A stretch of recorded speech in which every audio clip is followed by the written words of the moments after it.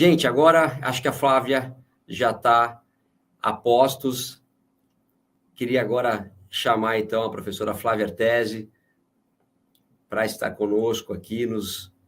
Opa! Oi, Flavinha, tudo bem? Bruno, boa tarde. Tudo Poxa, bem? obrigado, viu? Tudo Que ótimo, graças a sucesso, Deus.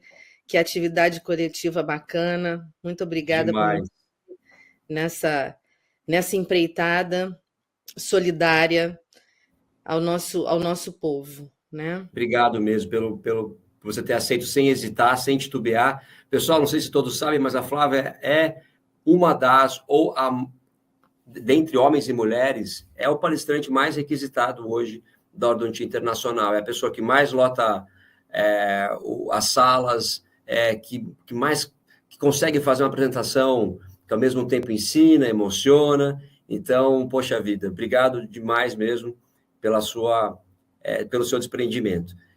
Vou seguir o protocolo aqui. A Flávia ela fez seu mestrado e doutorado na Universidade Federal do Rio de Janeiro. Ela é professora hoje da Universidade Estadual do Rio de Janeiro. Ela nos deu também a honra de ser editora da revista Dental Press, foi presidente da ABOR e é hoje a presidente do Congresso, que acontece em 2025 aqui no Brasil e que, com certeza, é imperdível. Todos já precisam já começar a se mexer, fazer inscrição, porque é uma oportunidade ímpar, né, de ter o melhor da odontia mundial aqui na cidade maravilhosa. Flavinha, fica à vontade, tá com você a palavra. Obrigado, viu? Muito obrigada, Bruno, pela apresentação carinhosa. Eu não vou falar sobre o Congresso em respeito a esse movimento que a gente está fazendo aqui hoje. Eu vou iniciar compartilhando a minha tela, se eu encontrar minha tela aqui, né? E acredito que vocês estejam vendo aí a bandeira do Rio Grande do Sul, nesse Congresso Beneficente Rio Grande Resiste, na intenção de arrecadarmos fundos para esse grupo de pessoas que são vítimas, não especificamente do Rio Grande do Sul, mas vítimas do Brasil, que a gente precisa acarinhar, acolher e ajudar a reconstruir as suas vidas. É também uma honra estar junto com palestrantes tão queridos e renomados que certamente contribuem na educação e formação de ortodontistas de todo o Brasil. Também agradecer a todos os organizadores e patrocinadores do evento, como acredito que todos os palestrantes já tenham falado, e lembrar aqui que esse QR Code leva vocês diretamente ao site do vaquinha.com, onde vocês conseguem fazer doações para o Rio Grande do Sul. Qualquer valor, qualquer possibilidade ajuda a essas pessoas que sofreram um enorme trauma, né? Esses alagamentos interromperam a jornada, a rotina, a vida de pessoas de maneira que talvez a gente nem consiga compreender ou calcular.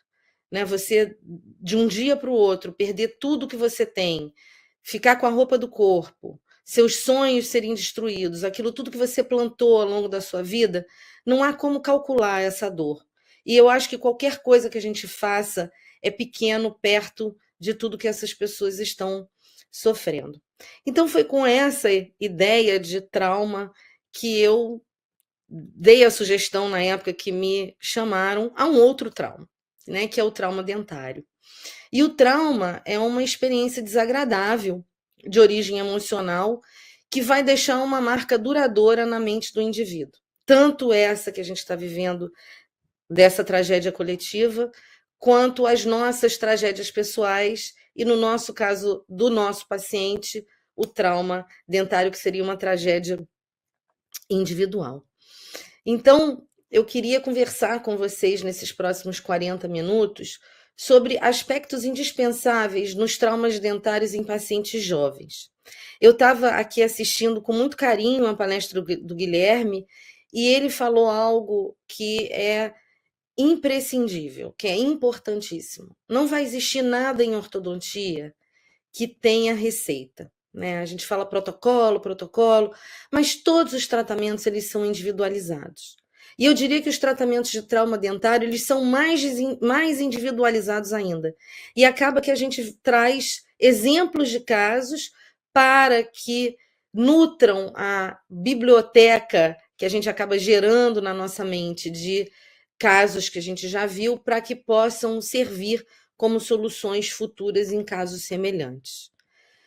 Então, o trauma dentário, como um panorama geral, ele vai acontecer em 1/3 das crianças em idade pré-escolar.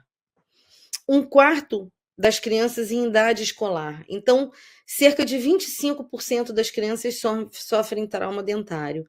E 20 vezes mais chance dessas crianças relatarem impacto na qualidade de vida como adultos devido a esse trauma dentário.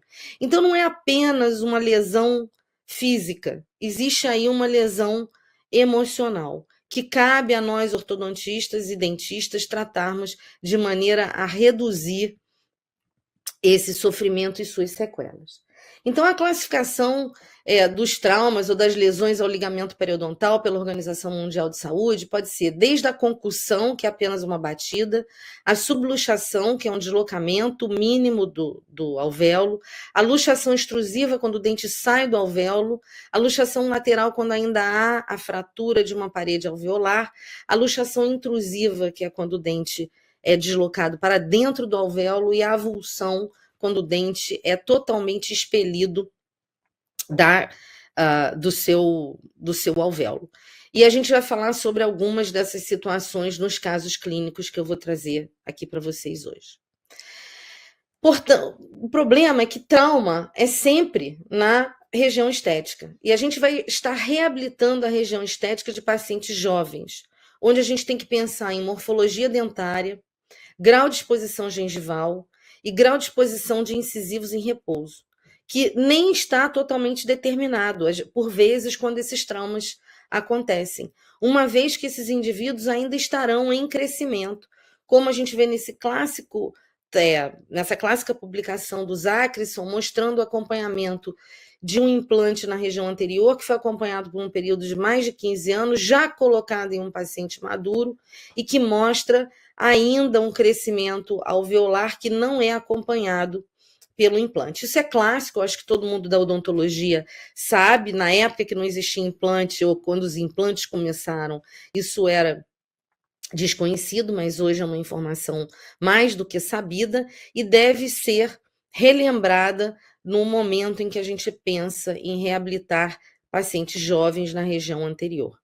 Portanto, devido à existência ainda de crescimento e o processo de envelhecimento, os planos de tratamento de pacientes que sofreram trauma na infância ou adolescência e precisam ter a região anterior reabilitada, devem ser submetidos a um planejamento individualizado, levando isso em consideração. Então, nós, ortodontistas, a gente tem a faca e o queijo na mão, porque a teoria do movimento dentário, ela permite que, ao mesmo tempo em que a gente remova o osso através dos movimentos de pressão, a gente consegue formar o osso com as nossas forças de tração. E essa remodelação controlada que a gente faz na região dentoalveolar permite que a gente crie o que a gente chama de remodelação óssea. Opa, deixa eu voltar aqui. Remodelação óssea não invasiva, onde a gente consegue nivelar margens gengivais, a gente consegue extruir dentes e criar osso, gerar situações clínicas mais favoráveis, única e exclusivamente com o nosso poder tão importante de remodelar osso através de forças ortodônticas. E isso é extremamente benéfico para os casos de trauma. Então, eu trouxe para vocês 3 situações clínicas diferentes. A primeira, um trauma na dentição decídua, onde houve um cisto traumático. A segunda, um trauma na dentição permanente devido a concussões recorrentes. E a terceira ainda, onde a gente teve um trauma na dentição mista com avulsão e intrusão. Quer dizer, um pot-pourri, uma mistura de diversas situações clínicas. Então, vamos começar com a primeira, que seria o trauma na dentição decídua, que gerou um cisto traumático. Eu trabalho em parceria lá na universidade com a clínica de trauma. Então, eu acabo recebendo na minha clínica de atendimento na especialização, muitos pacientes que foram tratados na odontopediatria já com situações de trauma, às vezes bastante graves.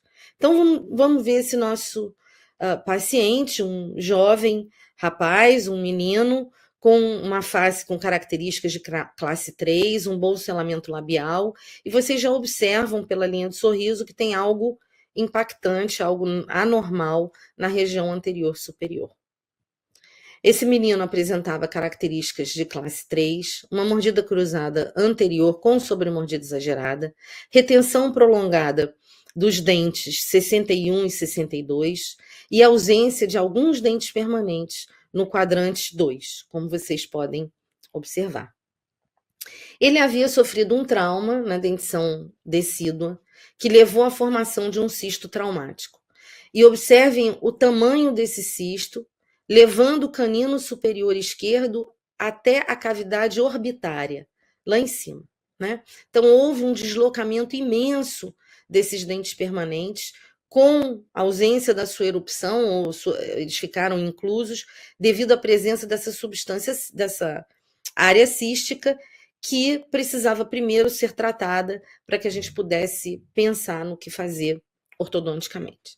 Então, esse menino passou por um processo de marsupialização, onde um carretel foi colocado, um dreno foi colocado no cisto, esse cisto foi sendo drenado, né, ao longo do tempo. Foram 2 procedimentos de drenagem, ele passou mais de 1 ano com esses drenos, pelo mecanismo de marsupialização, e espontaneamente, à medida que o cisto foi sendo reduzido, esses dentes foram buscando contato.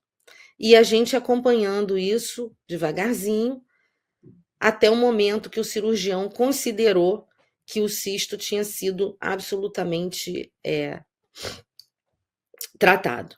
Então, a gente precisava resolver o problema desse menino e a gente, então, optou por remover os dentes descidos, corrigir a mordida cruzada anterior, e eu queria ganhar dimensão vertical nessa criança para reduzir a característica de classe 3, quer dizer, girar o plano oclusal e, com isso, diminuir a protrusão mandibular, uma vez que eu não podia pensar em protração maxilar devido a toda essa complicação de cisto, não tinha osso para prender implante, eu tinha poucos recursos ali para poder pensar em alguma coisa no arco superior. E aí eu tinha que pensar num aparelho que me permitisse extrusão posterior, né, que levantasse a mordida e descruzasse a mordida anterior.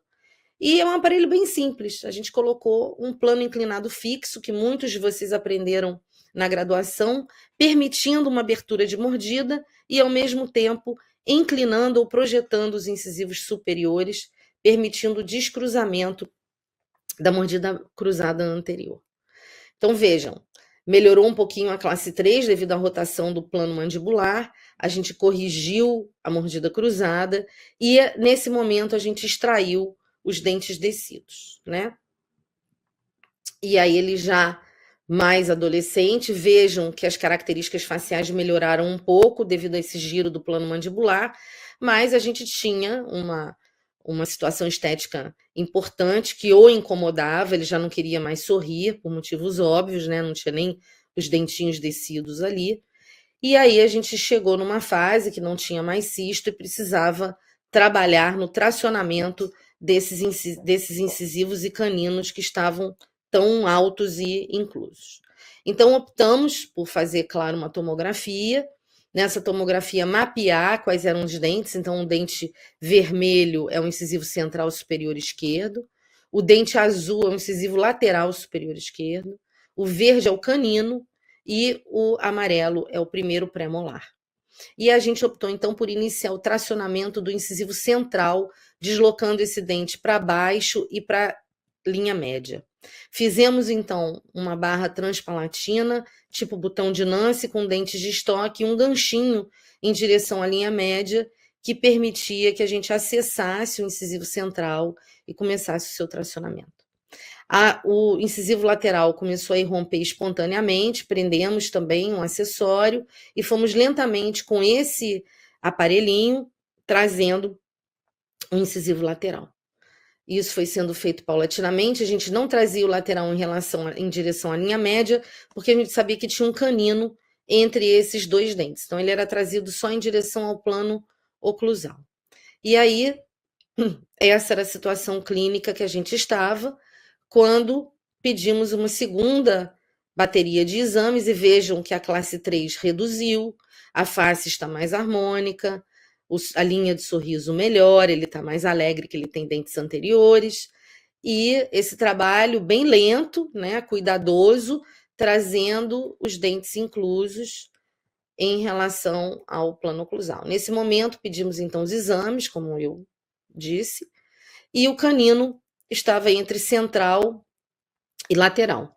E esse nível de transposição e essa altura desse canino, nós optamos simplesmente por abrir espaço e permitir que esse canino tomasse o lugar do incisivo lateral, e o incisivo lateral. Então, como vocês veem aqui, central é o azul, canino vermelho e verde é o incisivo lateral. E aí continuamos o processo de tracionamento ao longo do desenvolvimento dele. Vejam que ele agora tem muito menos características de uma classe 3 e a oclusão bastante melhor, né, com essa transposição de canino e lateral que foi mantida, necessitando agora de uma reabilitação estética que, infelizmente, nunca foi feita devido às limitações financeiras do paciente e às limitações também da universidade. Mas a gente vê que existe aí um problema a ser discutido, que seria a guia no incisivo lateral, né? A gente vai ter uma guia canina no incisivo lateral. O que foi decidido com o grupo da prótese é que a gente colocaria esse menino em função de grupo para proteger esse incisivo lateral, de preferência que não existisse nem desoclusão nele, e sim de premolar para trás, porque ele já tinha uma raiz bastante diminuída. Mas o que eu quero apontar aqui para vocês é a modificação dento-alveolar que foi criada, criando formação alveolar na região anterior, onde não havia devido ao cisto, que levou a grandes modificações faciais. Então, a possibilidade de girar esse plano oclusal no sentido horário e de permitir que a gente projetasse incisivos superiores e gerar osso na região alveolar superior, reduziu essa deficiência maxilar dessa criança. E, claro, dando a ele dignidade e a possibilidade de um sorriso com dentes na região anterior, que certamente vão sobreviver ao longo da vida dele. Eu ainda tenho esperança de retomar esse paciente e conseguir reabilitá-lo.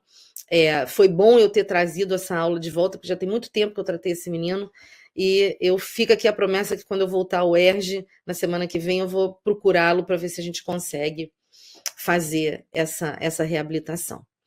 E se alguém quiser se voluntariar, me ajudar, eu agradeço. O segundo caso seriam traumas recorrentes na dentição permanente.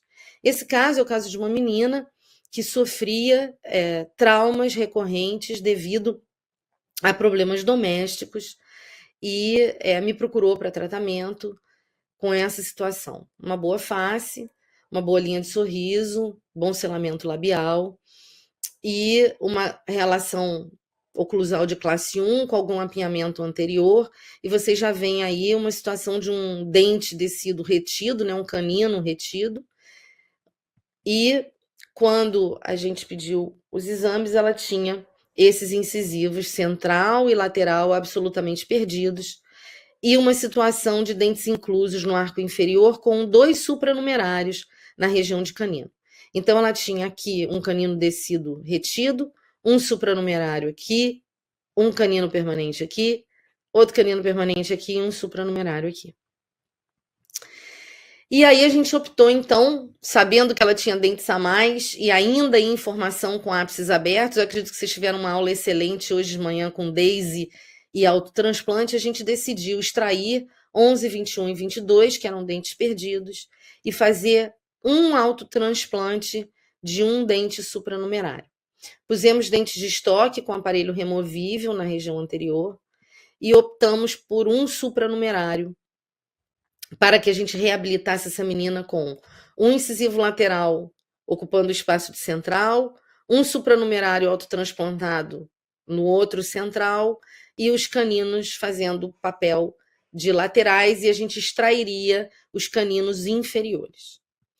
A gente não fez isso tudo de imediato, porque a gente queria saber do sucesso desse autotransplante.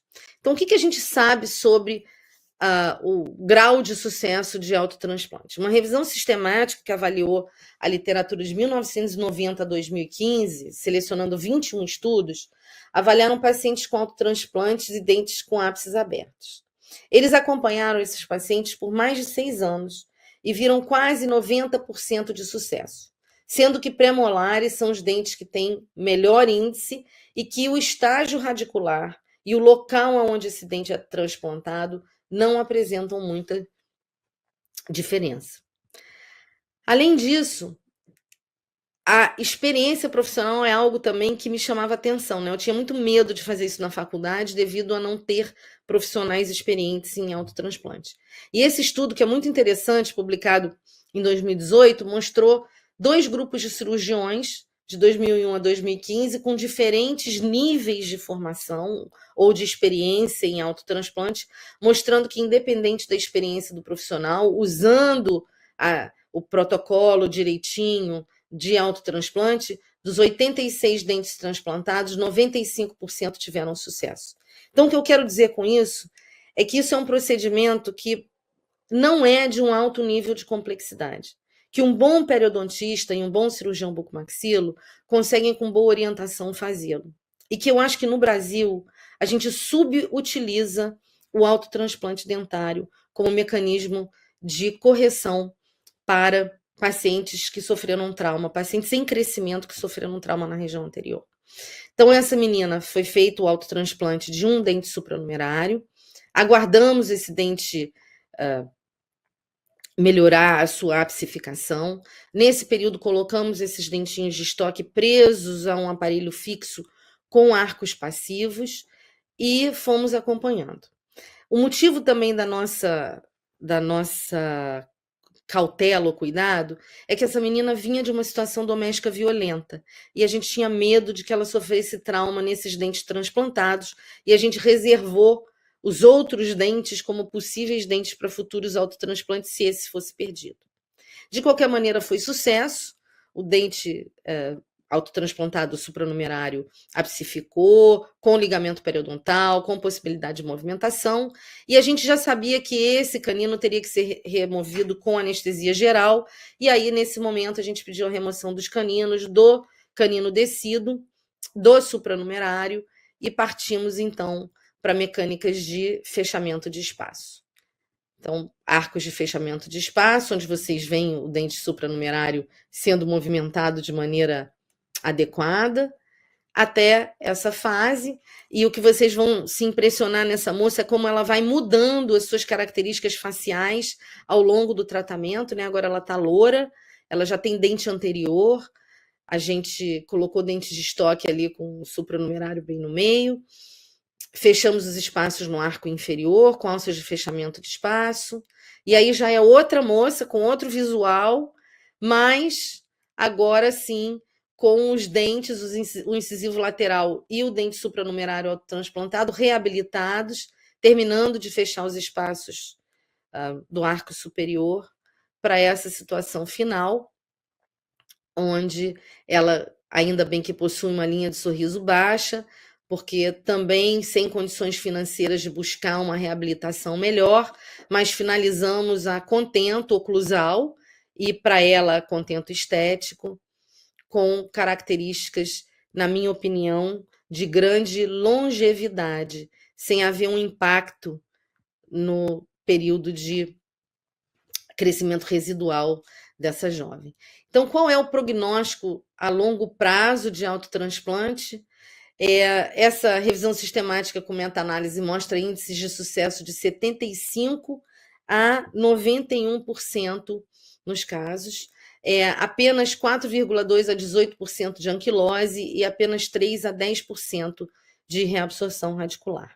Então, essa foi a minha primeira experiência com autotransplante, que eu me sinto muito estimulada através dos casos que eu vejo, principalmente na Europa, e acho que é uma alternativa que a gente usa muito pouco no Brasil, apesar da sua previsibilidade alta. É claro que a gente gostaria de ver nessa menina uma reabilitação estética melhor, também não consegui devido às limitações financeiras e da universidade, mas me sinto bastante feliz de vê-la com um sorriso reabilitado da maneira que ele está e com uma situação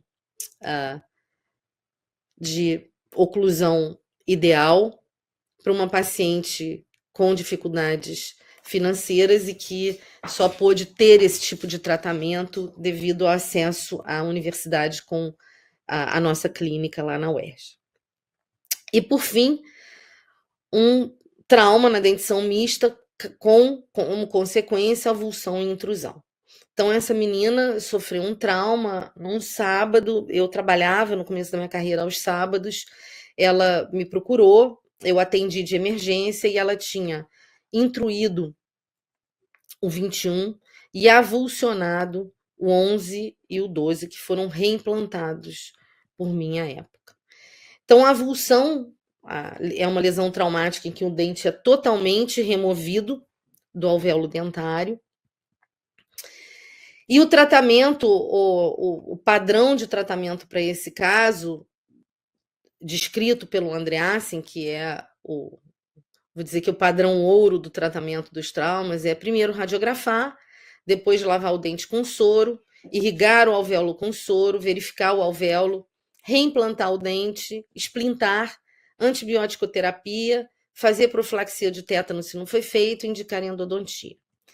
Então, a intrusão é a lesão traumática onde o dente é inserido para dentro do alvéolo, deslocado para dentro do alvéolo, e a gente tem como guia de tratamento um exame clínico tanto da boca quanto da cavidade nasal, porque a raiz pode perfurar o assoalho nasal, fazer uma radiografia para ver a situação radiográfica desse dente, se fraturou raiz, se fraturou tábua alveolar, acompanhar ou fazer o tracionamento ortodôntico ou reposicionamento cirúrgico. E aí a gente tem essas três alternativas: ou acompanha para permitir a extrusão espontânea, ou faz o tracionamento ortodôntico, ou faz o reposicionamento cirúrgico. A antibiótico-terapia, a profilaxia do tétano e indicar endodontia. Então vamos ver a nossa paciente, né? Isso aí veio da orientação dos livros que eu considero ainda os livros guia para o tratamento do trauma dentário. E essa menina, então, tinha a situação tanto da avulsão com reimplante quanto da intrusão. O que eu sabia sobre a intrusão? Esse trabalho, publicado por Patrick Turley e colaboradores em 87, causou traumas voluntários em dentes de cachorro por intrusão. E depois esses dentes foram tracionados e quase todos sofreram quantidade enorme de reabsorção externa, como vocês veem aqui. E eu com a menina, lá naquele sábado, eu realmente não sabia se eu devia forçar aquele dente que foi intruído ou não. Eu deixei ele quieto, sem mexer, e fui para a literatura e falei: olha, na segunda-feira eu te vejo de novo. E a literatura me mostrou um estudo de acompanhamento a longo prazo de 140 dentes pelo próprio Andreassen. Eles têm uma facilidade de fazer esse acompanhamento na Escandinávia, porque existe lá uma odontologia social, onde os pacientes eles são vistos dentro da região que eles moram. Então, eles vão para as mesmas clínicas e existe uma grande possibilidade de acompanhar pacientes por longo prazo. Então, ele fez um estudo prospectivo de 140 dentes traumatizados, onde ele queria ver o quanto havia de necrose, reabsorção radicular e o que acontecia com a anatomia gengival, principalmente de dentes que sofreram intrusão traumática. E aí ele foi comparar os resultados do tratamento de erupção espontânea, aqueles que foram submetidos a tracionamento ortodôntico e aqueles que foram reposicionados cirurgicamente em crianças de 12 a 17 anos. E o melhor resultado foi não fazer nada. Tinha sofrido esse aqui. Avulsão desses dois dentes e intrusão desse aqui. E eu queria saber o que fazer com o dente intruído. Aí eu fui à literatura e busquei, na época, um trabalho publicado pelo Andreassen, que, em resumo, o que ele quis mostrar no acompanhamento de 140 dentes traumatizados por intrusão é que, ao invés da gente tracionar ou tentar reposicionar cirurgicamente, que o maior índice de sucesso era não fazer nada, deixar a erupção espontânea.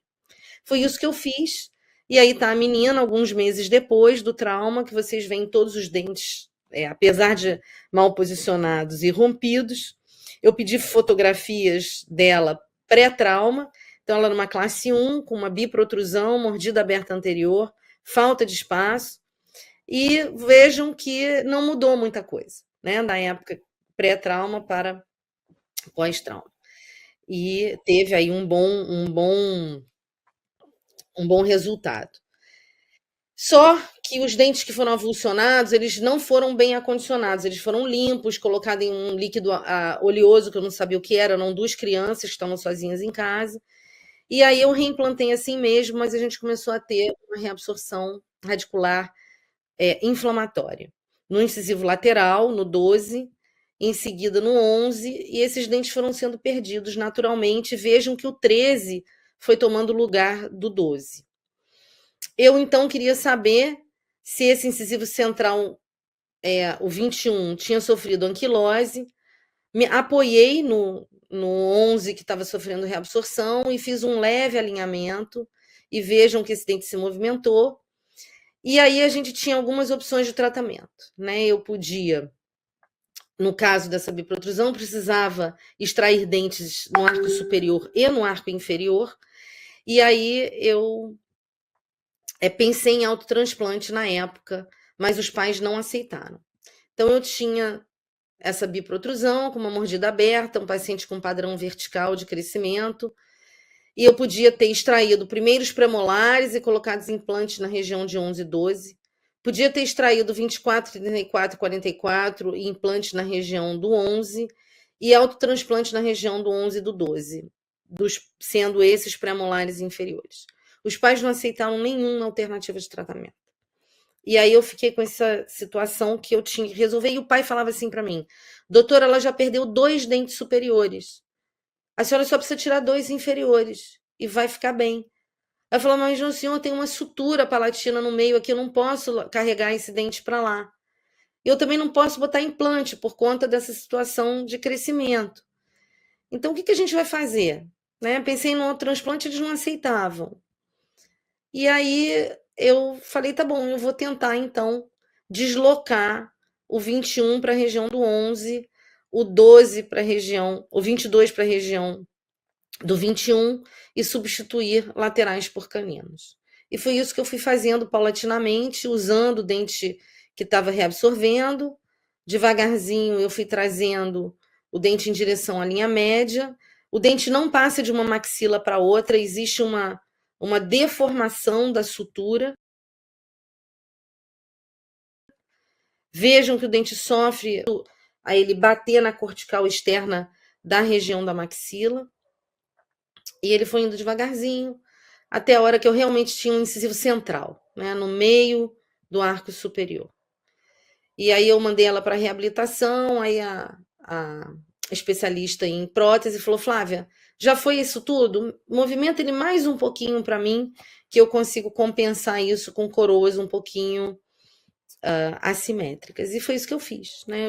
Eu desloquei, a sutura palatina mediana ficou aqui, entre o central do lado esquerdo e o canino do lado direito. Isso é um incisivo lateral e aqui é um outro canino. Então, isso foi sendo feito devagarzinho. Aí, retirei as restaurações temporárias. Foi feito um mock-up para a restauração final. E a gente tinha aí um problema gengival também, recorrente, por conta do recontorno aumentado. Optou-se, então, por gengivoplastias e coroas definitivas. Então, saímos dessa situação para uma situação de cirurgia periodontal, uma reabilitação agora mais adequada, com uma oclusão melhor. E tá ela aqui ao final do tratamento, com um sorrisão, um bom perfil facial e uma boa oclusão. E qual a longevidade desse caso? Vejam que eu terminei o tratamento dessa menina em 2006, né, com toda a retração necessária para a correção dessa biprotrusão, sem, obviamente, danos maiores, com reabsorção radicular de um incisivo central, mas que estava com uma relação coroa-raiz de 1 para 1, que me deixava bastante tranquila. E aqui está ela, 13 anos pós-tratamento. Né? Devido às modificações musculares, ela hoje tem um sorriso muito menos gengival do que ela tinha antes, uma oclusão absolutamente estável, as coroas adequadas, uma saúde oral excelente e uma saúde periodontal, assim como radicular, ótimas, com essa dobradura ou deformação da sutura palatina mediana para uma região mais lateral, como vocês podem ver aqui. Com essa situação estética final. E aqui é a sutura palatina mediana dessa menina. Então vejam o trabalho cauteloso, cuidadoso, lento e com o resultado que a gente deseja, né? De longevidade para essa situação clínica. Por que lidar com o trauma é difícil? Eu vou só parar aqui um minutinho, que eu deixei o meu WhatsApp ligado e ele está interferindo.